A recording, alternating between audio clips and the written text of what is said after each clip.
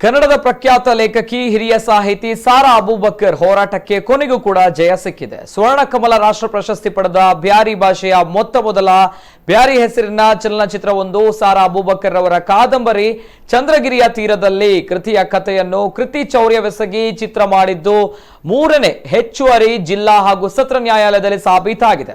ಚಿತ್ರವನ್ನು ಇನ್ನು ಮುಂದೆ ಎಲ್ಲೋ ಪ್ರದರ್ಶಿಸಬಾರದು ಅಂತ ನ್ಯಾಯಾಲಯ ಆದೇಶ ಕೂಡ ನೀಡಿದೆ.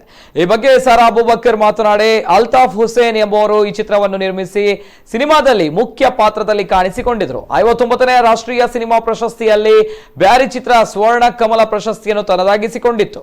ಈ ಸಿನಿಮಾ ನನ್ನ ಕಾದಂಬರಿ ಚಂದ್ರಗಿರಿಯ ತೀರದಲ್ಲಿ ಕೃತಿಯನ್ನು ಆಧರಿಸಿ ಮಾಡಿರುವುದು ನನ್ನ ಗಮನಕ್ಕೆ ಬಂದ ಹಿನ್ನೆಲೆಯಲ್ಲಿ ಚಿತ್ರ ನಿರ್ಮಾಪಕರು ನಿರ್ದೇಶಕರ ವಿರುದ್ಧ ನಾನು 2011ರಲ್ಲಿ ನ್ಯಾಯಾಲಯದ ಮೆಟ್ಟಿಲೇರಿದ್ದೆ. ಇದೀಗ 3ನೇ ಹೆಚ್ಚುವರಿ ಜಿಲ್ಲಾ ಹಾಗೂ ಸತ್ರ ನ್ಯಾಯಾಲಯದ ನ್ಯಾಯಾಧೀಶರಾಗಿರುವ ಮೋಡಿದರ್ ಪೈ ತೀರ್ಪನ್ನು ನೀಡಿದ್ದು ಸಾರ್ವಜನಿಕವಾಗಿ ಸಿನಿಮಾವನ್ನು ಪ್ರದರ್ಶಿಸದಂತೆ ಆದೇಶಿಸಿದ್ದಾರೆ ಎಂದರು. ಇಷ್ಟು ಮಾತ್ರವಲ್ಲದೆ ಕೃತಿ ಚೌರಕ್ಕಾಗಿ ಲೇಖಕಿಗೆ 2 ಲಕ್ಷ ರೂಪಾಯಿ ಪರಿಹಾರವನ್ನು ನೀಡಲು ನ್ಯಾಯಾಲಯ ಆದೇಶಿಸಿದೆ.